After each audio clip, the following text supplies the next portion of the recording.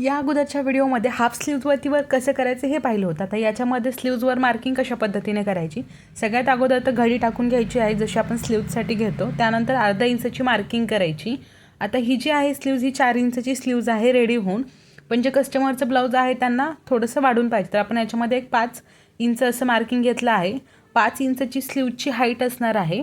बरोबर 5 इंचवरती मार्किंग करायची. जी half inch आपण खालून सोडली होती अर्धा इंच, तिथून वर 5 इंच घेतलं आहे. त्याच्यानंतर स्लीवची फिटिंग, हाताची फिटिंग किती आहे ती हाताची फिटिंग इथं खालच्या साईडला टाकून घ्यायची, जिथं तुम्ही अर्धा इंच सोडलं होतं.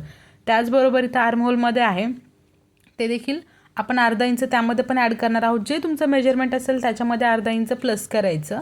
आता इथं मार्जिन प्लस केल्याच्या नंतर जी आपली स्केल आहे, स्केलच्या सहाय्याने आपण याला शेप देणार आहोत. आता हे जे मेजरमेंट घेतलं आहे हे प्रॉपर आरीवर्कसाठीचं मेजरमेंट आहे, स्टिचिंगसाठीचं नाही.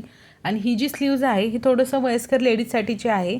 याच्यामध्ये जर तुम्हाला मेगा स्लीव्ज वगैरे आवडत असेल तुम्ही तुमच्या चॉईसनुसार घेऊ शकता. ही स्लीवची वरतून हाईट घेतली आहे आपण 5 इंच, खालच्या साईडला 2.5 इंच आहे.